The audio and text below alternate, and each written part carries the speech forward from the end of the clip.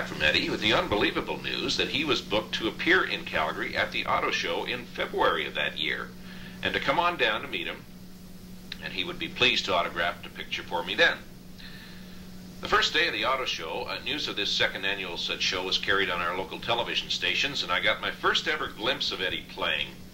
I'd heard him before on record, of course, but I caught my first glimpse of him playing on what is now called a news bite. I couldn't believe how fast his left hand deftly moved around the fingerboard. The next night I went to the Big 4 building at Stampede Park, the facility that housed the event, and my music instructor, Jack Taylor, was there. Now, Jack had met Eddie several years previously in Las Vegas, and the two of us went over to meet and talk to Eddie backstage. Eddie greeted us very warmly and took me to his dressing room to have a look at his banjo, which certainly impressed me, I can tell you, at the time. And he presented me with a photo I had requested. We then took in the show, and I can truly say I was hooked on banjo forever at that point. There were 4 acts on the show. Edgar Bergen, the ventriloquist, supposedly was the headliner, but it was Eddie Peabody, king of the banjo, who was really knocking the audiences on their ears and getting the biggest applause. I don't think Eddie liked playing second fiddle to Edgar Bergen, but the crowd's response certainly set the record straight. I believe this auto show went on for 5 days with probably 3 stage shows each day, and through the week I must have taken in 5 or 6 shows. I think it was fairly cheap at that time in 1961, probably 50 cents to get into the place and take in the auto show. But if it hadn't been for school commitments, I probably would have taken in even more. My dad took a snapshot of Eddie and me, and I later had an 8x10 blow-up done, and this picture is in the Peabody section of my office wall. From this first meeting, I continued to correspond with Eddie some 4 or 5 times a year, and he would always respond, sometimes by typewritten letter, other times by handwritten notes, the latter when he was on the road and answering mail. In 1962, Eddie informed me that he had a 10 to 12 week engagement in Sparks, Nevada at a new showroom that had just opened, the Nugget Hotel and Casino's Circus Room. My dad and I made plans to drive down to Sparks in early July, which we did, and spent 3 or 4 days there, once again taking in probably 2 or 3 of Eddie's nightly performances. The entire show was titled International Follies, and of course had a circus theme. Rowan and Martin, later to come to fame as of television's Laugh-In show, were the headline attraction, and Eddie Peabody, king of the banjo, received which carried on in subsequent years when he would play that room. Other acts that appeared on the show in July 1962 were the Neapolitan Sextet doing operetta selections, the Moro Landis Dancers, a group of acrobats called the Sons of Morocco, and with a circus theme, of course, there was Bertha the Elephant. Foster Edwards and his orchestra provided the music for the show. Dad and I were able to watch one of the shows from backstage, thanks to Eddie, which was an interesting experience, especially with my 17-year-old eyes fixed on the luscious showgirls whose costumes were rather brief and revealing. No wonder I went into show business myself. Eddie Peabody shared the bill with a number of major stars of the time in his circus room engagements and other acts that he did around the country. The late comedian and actor Dick Shawn, the musical Ginny Two Family, Patty Page, Gordon and Sheila McRae, Peter Lind Hayes and Mary Healy, the Ink Spots. The list goes on and on. He would also occasionally send me show cards and advertising from other clubs he was playing, such as Marineland in California, La Fiesta Theater Restaurant in Juarez, Mexico, King's Club of Dallas, and so on. These were the days when clubs would book prominent entertainers to do 2 or 3 week engagements, usually 2 shows per night on weeknights and 3 a night on Fridays and Saturdays. Some of the other acts listed on these show bills are still prominent in clubs and or television today. Jerry Van Dyke, Big Tiny Little, Della Reese, John Davidson, and Dave Madden. Others have either passed on or disappeared from the public eye. My next opportunity to see Eddie perform live was in August 1963 at the stage show for the annual regatta in Kelowna, BC. That's Kelowna, British Columbia. A different headliner performed for each of the 4 nights of stage shows. Kelowna is right in the heart of BC's Okanagan Valley, a beautiful resort area. And our family was quite familiar with this area as we vacationed in the region for a couple of weeks every summer. While the rest of the family went off to do some other things, I met with Eddie at the hotel where he was staying, and we had dinner together. The show that night was in a beautiful outdoor setting, and Eddie was in good form, drawing a terrific response from the audience. The opening act for this Kelowna Regatta show was a fellow by the name of Rex Castle, who performed his marionette act. He's one of the finest marionette acts I've ever seen. And subsequently, as a point of interest, I ended up working a number of shows with Rex Castle myself over the years. Rex now resides in Las Vegas, and I gather does a lot of performing down there, and he also does a lot of ship cruises. Eddie Peabody guested on several television shows in the early 1960s. He'd write to me and tell me that he was going to be on the Jimmy Dean Show or on the Tennessee Ernie Ford Show, Lawrence Welk, Art Linkletter. And unfortunately, here in Calgary, Canada, we never seemed to get any of those programs at that time. Our television was pretty limited. I think we only had maybe 2 television stations at the time, possibly 3 eventually, but we never did get any of these programs from the States, so I missed having a chance to see Eddie on some of these programs, and it's kind of too bad. I would like to have caught some of his guest appearances on these shows. I didn't realize, but in August 1963, that would be the last time I'd see Eddie for some 4 years or more. The next time I saw him was in the fall of 1967, so in the meantime here, I'm just going to play a couple of my favorite Peabody recordings. This first one, Dinah, is from Man With The Banjo Volume 2 on Dot Records. Second one is his muted version of T for Two from his Man With The Banjo Volume 1 on Dot Records.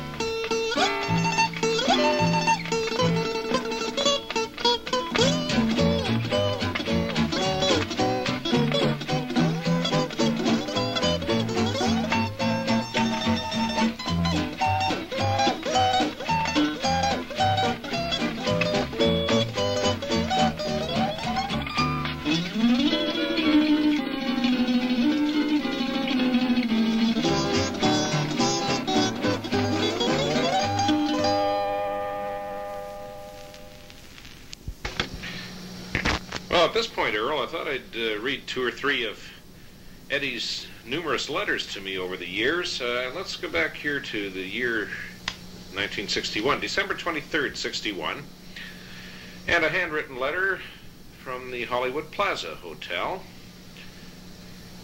Dear friend John, your nice letter has been forwarded to me here in Hollywood, where I'm doing more recording for Dot Records. Have 8 albums out now, 2 more due on the market next month, plus 3 tapes in stereo. Busy, busy. Also playing special parties around here till my last date in Palm Springs tonight. I'll fly home to Tucson in the morning and spend Christmas and New Year's with my gang.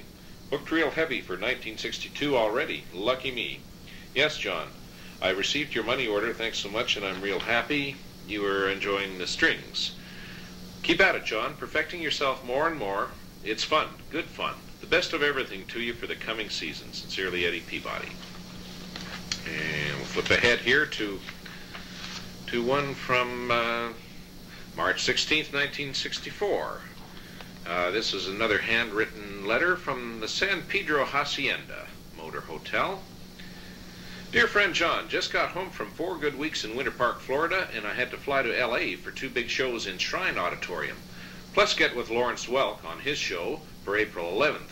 Now tomorrow I must open again, 4th time, at Marineland for 4 weeks, plus record 2 more Dot albums. Never a dull moment with me, Johnny. Pretty hard to keep up with mail, too, as you might guess. So glad you're doing so well, John, with your playing, and I'm real happy if my albums have helped you. With your rhythm. Yes, Gene Sheldon is my good friend and a darn clever guy, too, Johnny. Say hello to him for me. I'm enclosing a new banjo I designed for Vega. It's out now and is a real good one at a price a lot of players and teachers can handle. Vega Vox banjos necessarily are real expensive, as you know. So perhaps I've done something worthwhile. Hope so. Say hello to that swell mom and dad and brother of yours for me. Also, Jack Taylor. Keep up the good work, Johnny. I'm going to put out an instruction book and album number 2 while I'm here. Should help a lot of plectrum players. Man with the Banjo Volume 2 is out also. More smoothies, banjoline. This makes 16 albums all told. Going along pretty good. My very best to you always. Eddie Peabody. Let's see, we'll just get one more here while I'm at it. And this one is from the Hotel Adolphus in Dallas, Texas, Tuesday, May 26th, 1964. Dear friend John, what a fine letter, John, and I'm so glad you won the contest and we'll have an engagement at the Crossroads Hotel. Terrific fellow. And it just shows me you've been working. But good. Keep it up, John, and try to make every solo you play clean and full and interesting listening. Regarding those old film clips of mine, seems to me Pathé in New York has some that I made in Cleveland a long time ago. I'm not sure, John. Better inquire. I'll enclose some plastic pics as well as a couple of shell pics for you to try.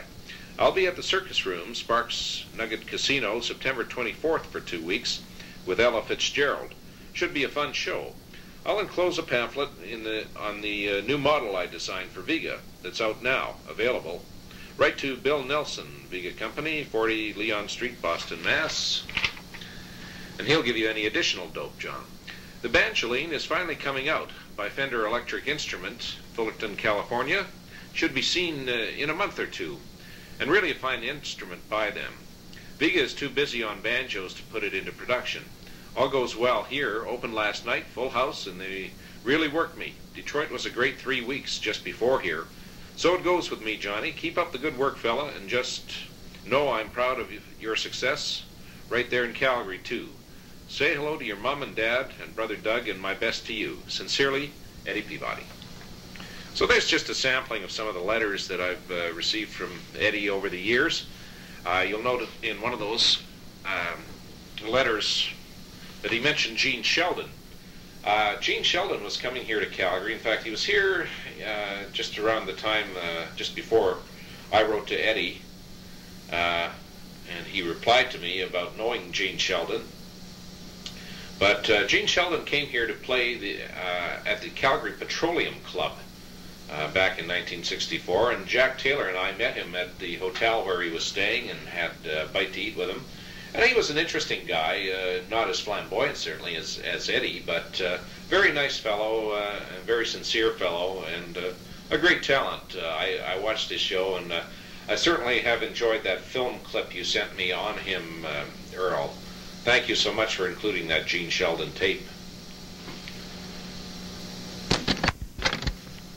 I have a photo book that I put together some years back on various news articles I had on Eddie Peabody that came out over the years, or that he had sent to me, along with brochures, show cards, some photos, and various memorabilia of Eddie Peabody. I'll just read a couple of these news articles to you.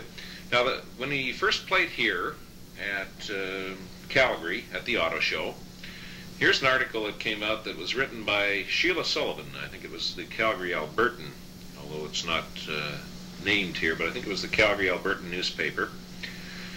And the headline is Bouncing Banjoist Auto Show Feature by Sheila Sullivan. Banjo King Eddie Peabody, rounding out 40 years of show business, can still laugh at the world because he works at his business but doesn't live it. In Calgary for the annual auto show, Peabody is a one-man team who does everything from managing his own act to transporting it. The slightly built entertainer, almost 60 years old, is full of enthusiasm for today, and the smooth toe-tapping rhythms his feet unconsciously follow indicate his vitality. In an interview Wednesday, Peabody told how he joined the U.S. Navy illegally at the age of 14 in the year 1917 and didn't change the records until 1935. I grew up in the Navy, and with a lot of work and plenty of study, I worked myself from the bottom to a four-stripe man. After 30 years of service, he retains the rank of captain in the Navy Reserve. Peabody began his musical career shortly after he joined the Navy, when as a second-class quartermaster, he often entertained the troops with various string instruments. Following World War I, he began making his way into show business, into the world of vaudeville, where he played the banjo, guitar, and violin. With the realization that his audiences responded more to his banjo playing, Peabody extended and developed it until today he is billed as the King of the Banjo. Known as Little Eddie and his banjo, Peabody was named morale officer at the Great Lakes Training Station during the Second World War, and he personally recruited 485 professional musicians, trained, organized, and rated them to serve in the various U.S. naval bases. With the job of morale officer for the entire submarine force, Peabody was responsible for placing bands in the submarine bases. During the war, he performed 6,000 shows for servicemen from Guadalcanal to the Philippines. Looking back through 40 years of show business, Peabody admits that the theater is a thing of the past, and that the so-called entertainment on television is not taking its place. And sadly, he admits that he doesn't think there ever will be a revival unless enthusiastic help is offered by the public. To quote, "Vaudeville was an era of fun when people used to come and watch their favorite actors and entertainers perform, but the time and era we live in today provides little time for relaxation and fun. It's even hard to get a smile out of some people." Unquote. So that was the first article I gathered on Eddie. And Ken Liddell, my old friend with the Calgary Herald, the late Ken Liddell, was a great fan of Eddie Peabody's, and did a lot to help me in my career, as I may have mentioned to you previously, Earl. Ken wrote this article on Eddie Peabody when Eddie appeared at the Kelowna Regatta in 1963. So here's Ken Liddell's column from the Calgary Herald, dateline Kelowna, BC. The man sitting on the stool in the spotlight seemed to be made of rubber. His short legs swung as though controlled from above by the strings of a puppeteer, and his face was like an animated rubber mask, reflecting the good humor of the puppet. But the fingers were like greased lightning as they whipped the strings with the speed of wings of a hummingbird, for this was Eddie Peabody. To talk with him was to realize an ambition dormant since boyhood, for the King of the Banjo is an idol forever in memories of all men who associate the saxophone with Rudy Valley, and that forgotten instrument, the ukulele, with Ukulele Ike. In the shadows off stage, the figure substituted its rubbery animation for that of a thoughtful, friendly, grassroots-style personality who offered his own recipe for living on and off stage. "Just be yourself," said Eddie Peabody. "In the everyday world, people will assess your character correctly. In the world of entertainment, they will sense if you have talent. The evening proved both points, at least in relation to Eddie Peabody. In the crowd was a Calgary boy, John Thorson, in his late teens. He came to the Kelowna Regatta to once again meet Peabody, who has been giving him help by mail for 3 years simply because the boy had asked for it. It often happens, said Mr. Peabody, but it is not always possible to follow through. In this case it was, and I am tickled to death for John. As for talent, here was a man whose name has remained synonymous with a musical instrument that practically disappeared as a solo vehicle. So what happened to the banjo? The microphone killed it, said Peabody soberly. When dance bands began using microphones, it was found the banjo could not be held down from the vocalist. But the banjo is coming back as a solo instrument, and I'm liable to be discovered yet. This from the man who, after a recent television appearance with Lawrence Welk, received 2,800 letters, all of which he answered, from people who remembered the happy-go-lucky days of looking over a four-leaf clover back in the 1920s. As a schoolboy musician, Peabody forsook the violin for the banjos, taught himself to play, and has been plunking a living from it at jet speed for 42 of his 63 years. That and his appearance are unbelievable. I feel I am rich, but not by accepted standards, he said. I am rich because I have a love of humanity. Those who don't may as well quit living, if they ever had any reason for so doing. After a lifetime on stage, from theaters to clubs, isn't it time to retire? Quit? So long as 3 people out there want to hear Eddie Peabody, I see no reason to quit. Shows such as this, I had a wonderful time at the Calgary Auto Show a couple of years back, have taken the place of the theater. They have the intimacy missing on television. Television lacks showmanship. It is not show business, it is advertising. His greatest satisfaction in a lifetime of entertaining? Not in show business, strangely, but in the fact that in 43 years with the Boy Scout movement, he became an eagle. One son looks to the professions, possibly law, but the other, thank goodness, wants to go to Annapolis to follow a father's second career, 2 world wars with the submarine service, and between them service with the Naval Reserve to rise from a seaman to full captain. And in the process, giving 6,000 shows to fellow servicemen and becoming a victim of a rather risque but humorous story that will forever be associated with the man who so loves the banjo. I'll never live it down, he said. But it did not happen just as it is told. It was not a professional master of ceremonies who made the fluff.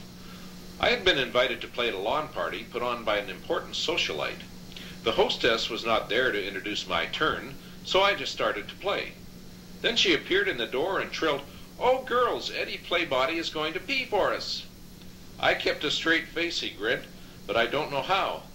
They were rather buxom ladies, and I shall never forget the sight of all those girdles bobbing up and down.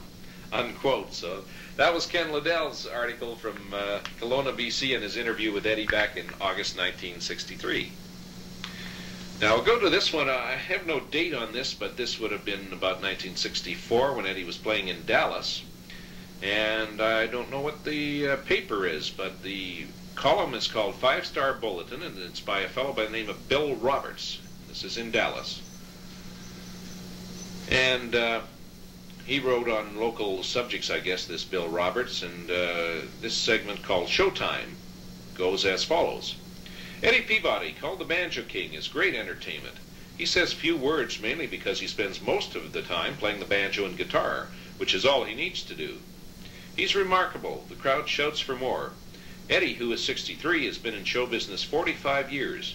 From his youthful appearance, he'll be wowing crowds for 45 more. Monica Maris, the brunette singer who opens the show, is young, pretty, and has talent, and it's easy to predict a big future here. A pleaser. Frank Betancourt's fine band furnishes dance and show music for this excellent showbill. Well, as mentioned, I didn't see Eddie again for another 4 years, so after that appearance in Kelowna, BC in August 1963. But in October of 1967, I was attending Mount Royal College, taking classes here in Calgary, and I decided to take a few days and go down to Seattle, where Eddie was playing at the Moose Club. And he was doing a whole series of engagements through the Pacific Northwest at that time. And I thought, oh yeah, the Seattle Moose Club, that'd be a good place to catch him. Eddie was a member of the club himself. And So I went down, checked into the Edgewater Inn in Seattle, which is the hotel Eddie said he'd probably be staying at. As it turned out, he was over at the Tropics Motor Inn, and I moved over the next day after getting everything straightened away.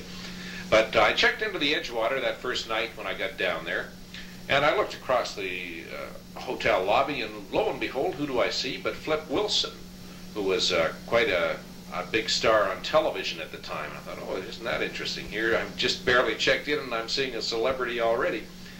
But anyway, I made my way over to the Seattle Moose Club. There was Eddie. He was having dinner with some friends, and he saw me poking my head in the door, and he came over to the door, warmly greeted me as he always had in the past, and helped me gain entry to the club. And then he invited me to sit with his friends, and as he was going to get ready to do his first show. So lo and behold, I'm sitting there watching him, and it was just like old times watching him perform. He just didn't seem to have lost a stroke at all in that 4-year period. He was going strong, and he had a full house that night. I believe it was a Thursday night. And the audience just loved everything he did, of course. He was a very well-liked entertainer in the Seattle, in the whole Pacific Northwest, because he'd spent much of his early career performing in that part of the country, and he'd developed a great following then, and some of these same people were still around taking in his shows even at that time in the 60s. So I enjoyed both his shows that night, and then afterwards Eddie said, well, come on, I'll take you back to your hotel. I'll drive you back. He had always had some sort of deal, I guess wherever he went, certainly in Seattle. He had a deal with a guy who had a car dealership, and every time Eddie came to town, he had the use of a car and could pack all his stuff in it. It was a full-size car and everything. He could pack all the equipment that he carried around with him. And I think it was in '67. He was playing his Fender Banjoline at the Seattle Moose Club, and I had previously in Sparks, Nevada, in '62, seen him play his original electric banjoline, the one that had been made for him by the Vega Company. But he had this new one that Fender had put out. It was a sort of a prototype model, and they were planning to manufacture his banjoline, I believe, at that time. But somehow that deal never came off, and eventually it was the Rickenbacker Company that ended up manufacturing the instrument known as the electric banjoline. I got quite a kick out of visiting the king of the banjo, and here was royalty driving me around, taking me back to my hotel in his car, and it was I had to pinch myself to make sure I wasn't having a dream. But anyway, it was marvelous to see Eddie again, and he introduced me to a couple of good friends of his on that trip. These folks, Bruce and Burl Manley, lived in Everett, Washington.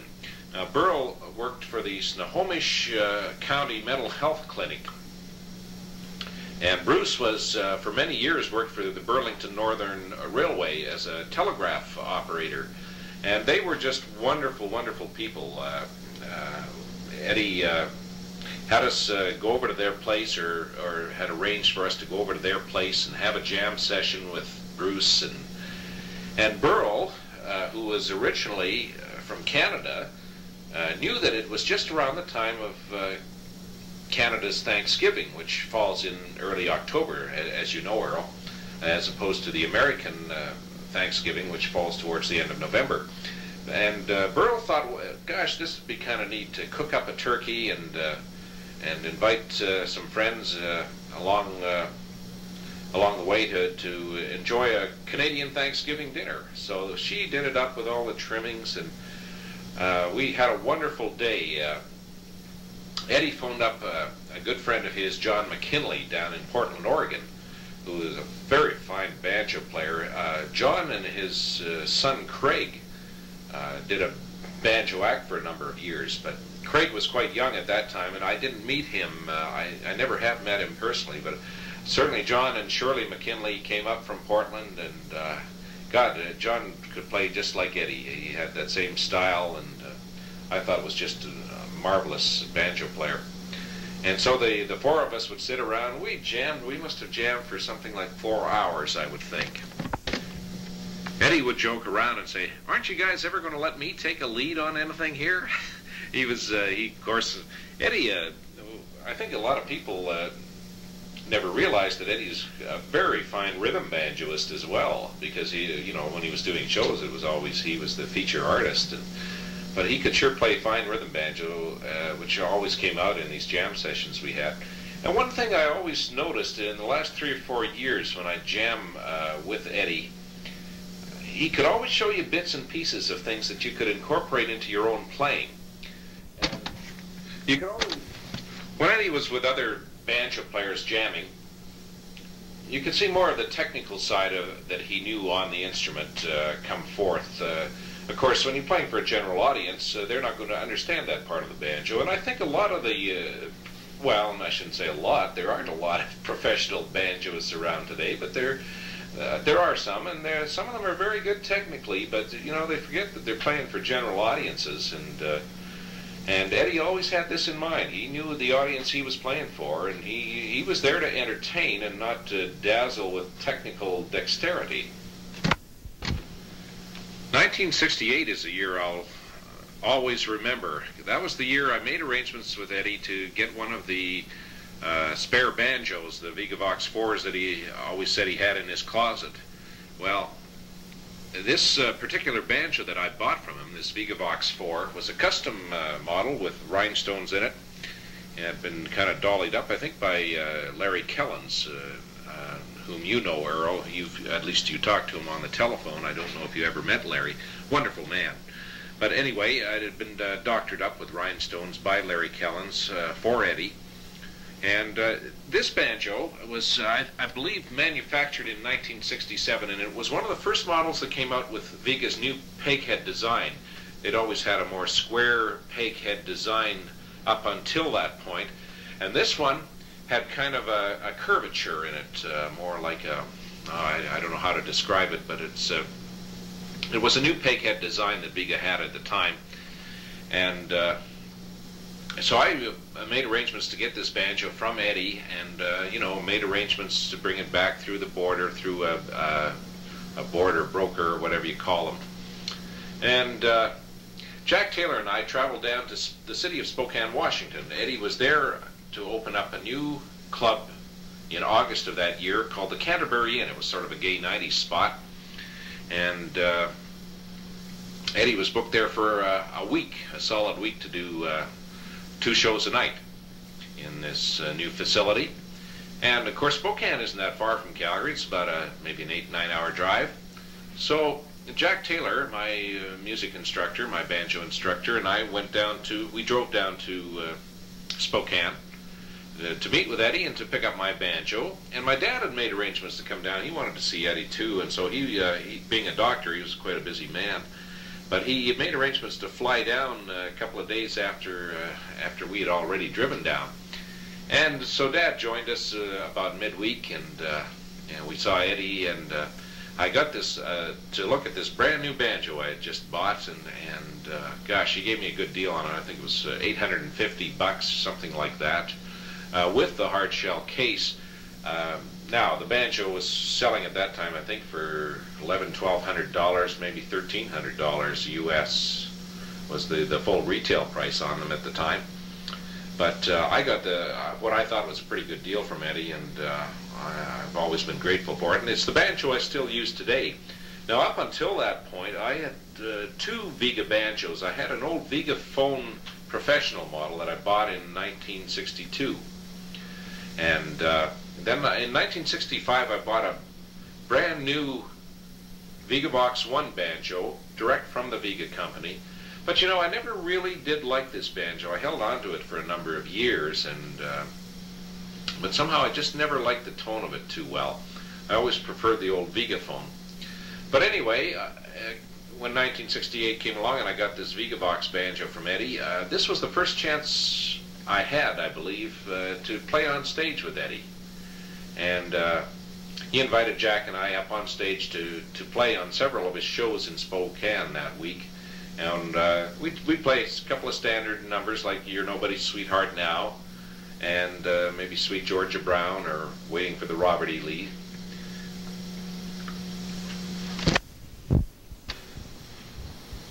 I remember Jack and Eddie and I having a jam session in one of our hotel rooms at the Davenport Hotel in Spokane, and Eddie's great sense of humor came to the fore once again.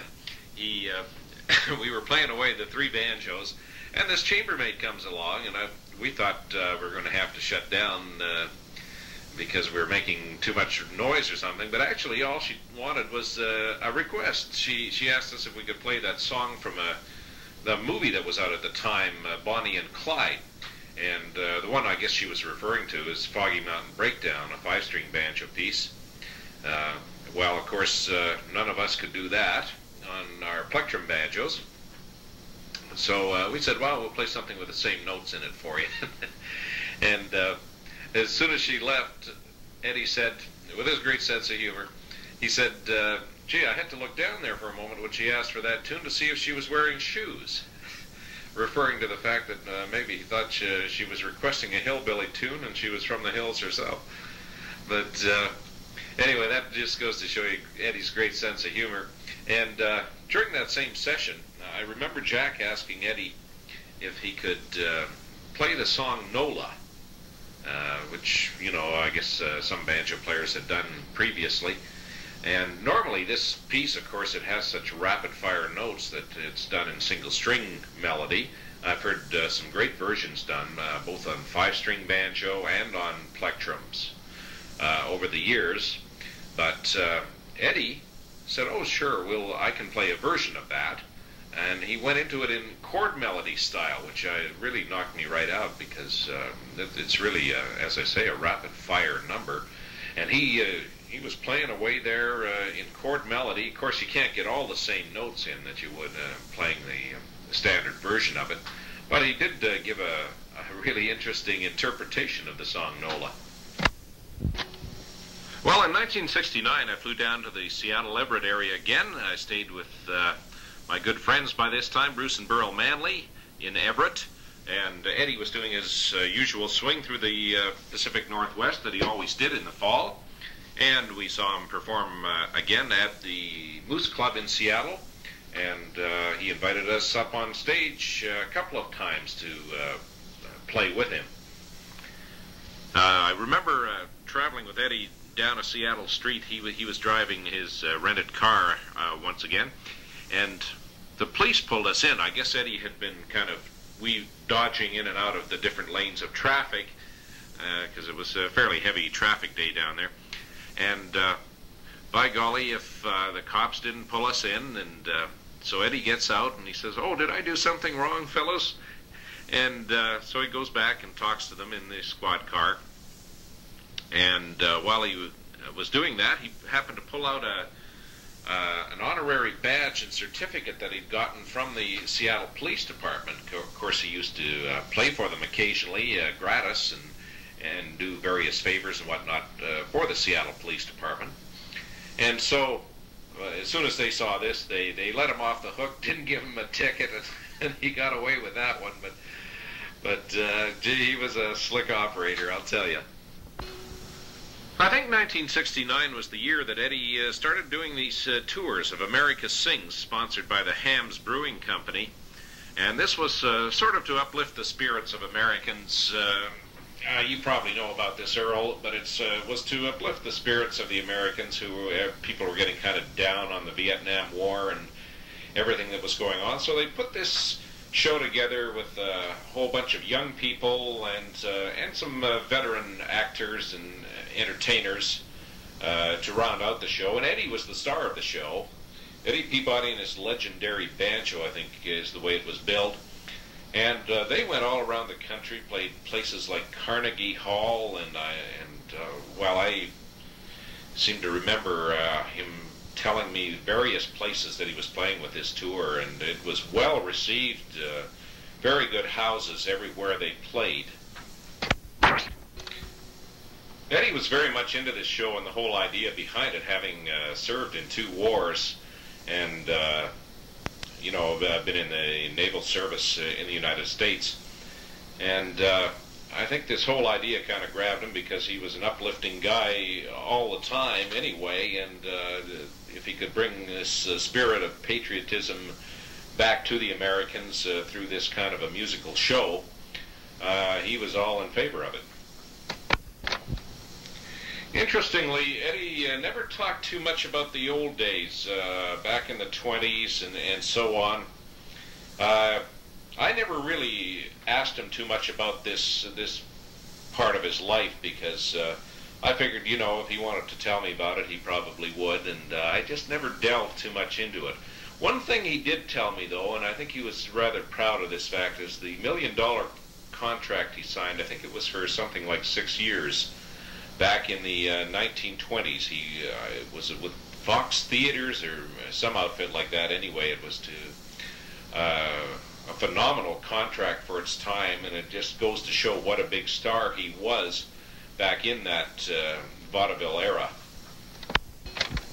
He never mentioned his first wife, Maud Kelly, during all the time I knew him. In fact, he once told Dad and I down in Reno that he didn't get married till he was 40, and I guess he was referring to having married his second wife, Ragna Peabody.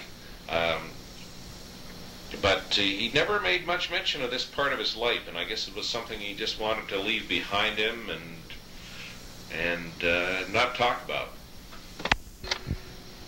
On my 1969 trip to Seattle, I had the good fortune to meet Eddie's wife, Ragna, and what a striking lady she was, and a marvelously warm, sincere person.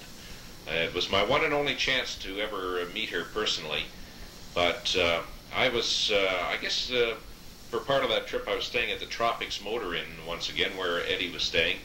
And I went into the dining room or the coffee shop one night to grab a bite to eat, and lo and behold, there's Eddie sitting with this lady, and they were talking, and Eddie motioned me to come on over and meet his wife. So I did, and she suggested that I join them for dinner, and I really didn't want to interfere. I guess, you know, they probably didn't have that much time together, really, because he was traveling so much, but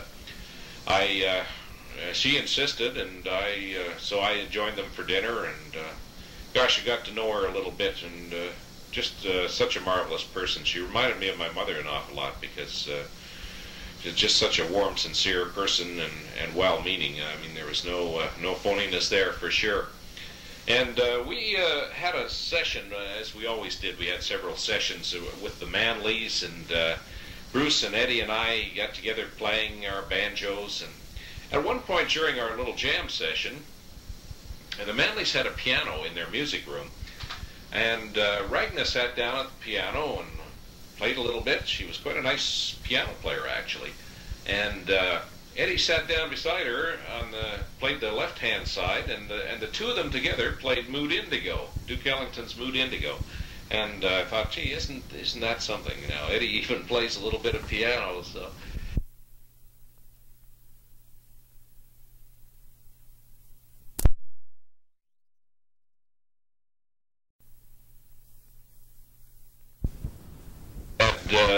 Any recording equipment, as I remember, so we didn't get any of this stuff on tape, except in 1970 when I went down there, and he invited Bruce Manley and I up on stage several times to play with him, and we did get a couple of numbers on tape from the show that we did for Burl Manley. She, of course, was with the Snohomish Mental Health Clinic. She was a director there, and she talked Eddie into doing this show in 1970. I think it was about September 27th, if I remember correctly. September 27th, 1970, Eddie did this benefit show for Burl in aid of the Snohomish Mental Health Clinic down there in the Seattle-Everett area.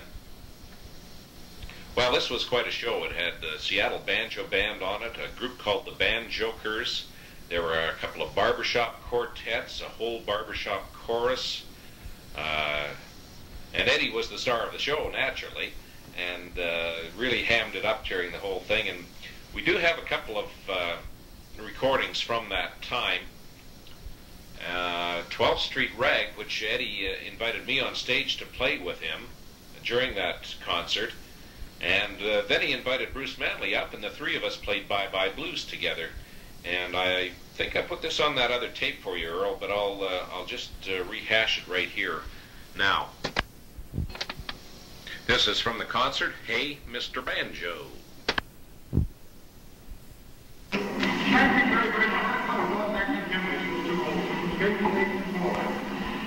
You know, backstage here right now, there's a gentleman who put down.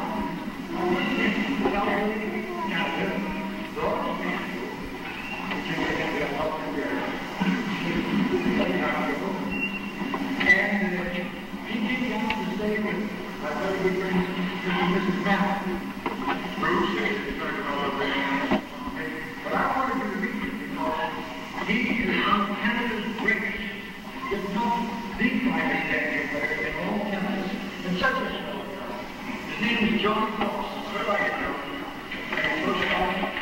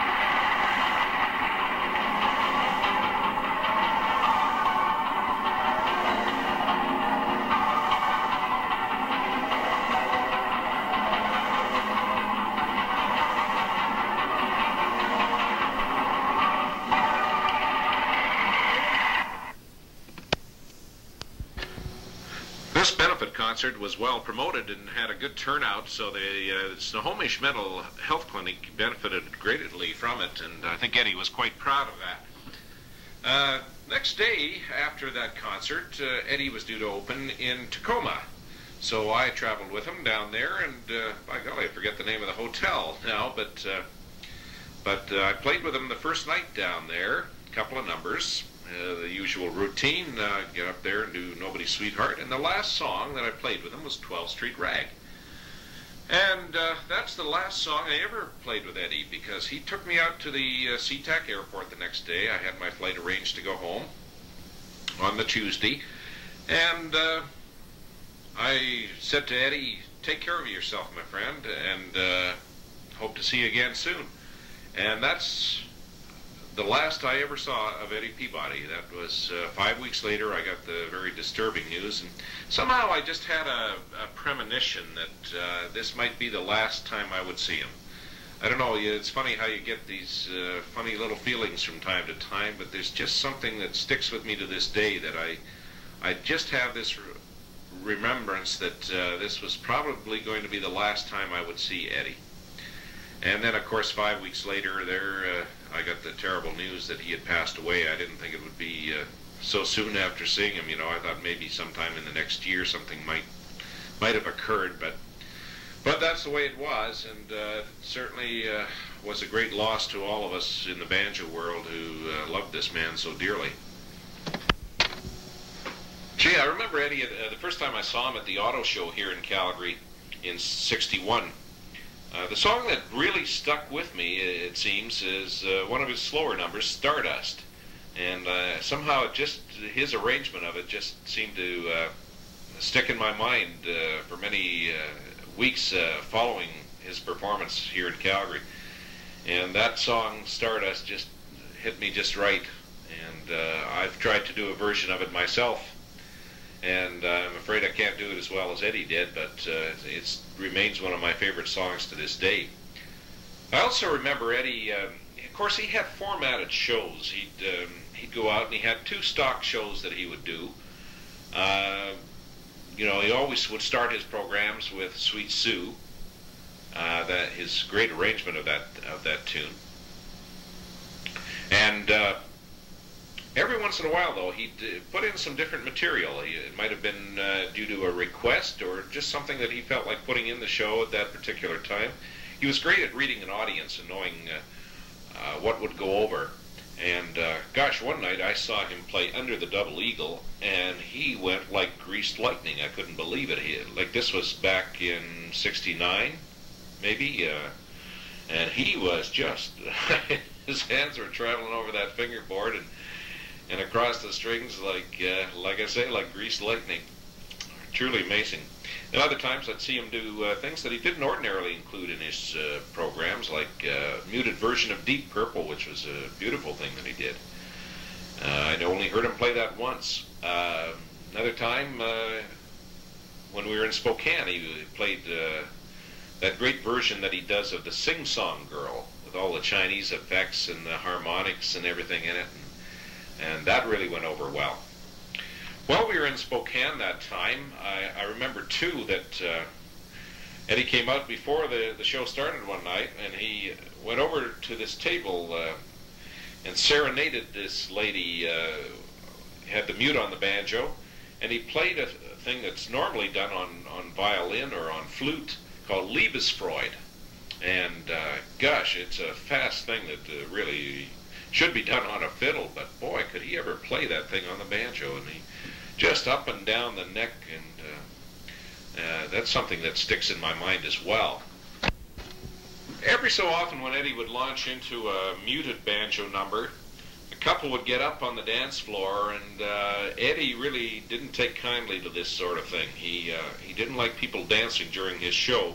Of course, he was a very visual performer, and you know, in those uncertain terms, they wouldn't be up there for very long, because he'd have the management speak to them and try to do it in a nice way, I'm sure, but still, he didn't like to have his shows interrupted by people getting up on the dance floor. It's a different story today. Of course, every entertainer, it seems to be a thing that they want to get people up on the dance floor. But then again, that was a different era.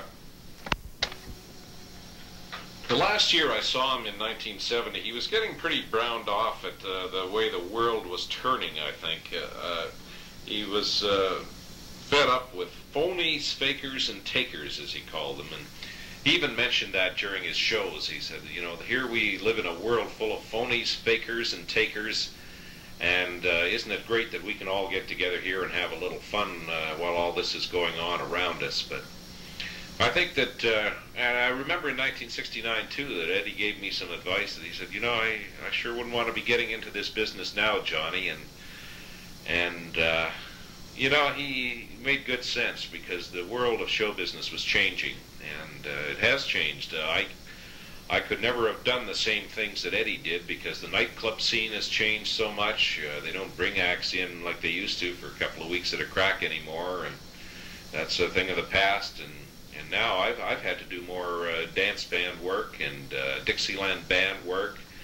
I do my own concerts, but you know, these are things you have to create yourself. It's a very different world of show business than the one Eddie knew, and I have to say he had good advice back then, and maybe I should have taken it and not proceeded in the world of show business. I never had a chance to meet Eddie's sons, George and Eddie Jr. I guess Eddie Jr. was the older of the two. And I think he was a city planner or something. One time worked in the city of Phoenix, as I understand. But I don't know very much about him. Somebody told me one time that he was quite an excellent banjo player in his own right, Eddie Peabody Jr. But I have no way of verifying that, and I've never heard anything repeated about that again, so I don't really know. George, I know, was a musician. He played guitar, and gosh, for all I know, he probably played banjo too. But I know he played guitar on a banjoline demonstration record that Eddie did, and George provided the guitar background. I had heard it said by somebody that George liked that Canadian banjo player, referring to me, I guess, and he really liked my right hand work, which I took as quite a compliment, because here he was, the son of the Grand Master, and paying me a compliment like that, I was really quite taken. I kept in touch with Ragna a little bit for about 3 or 4 years following Eddie's passing, but after that I sort of lost track of them, and never have heard anything more about the Peabodys since that time.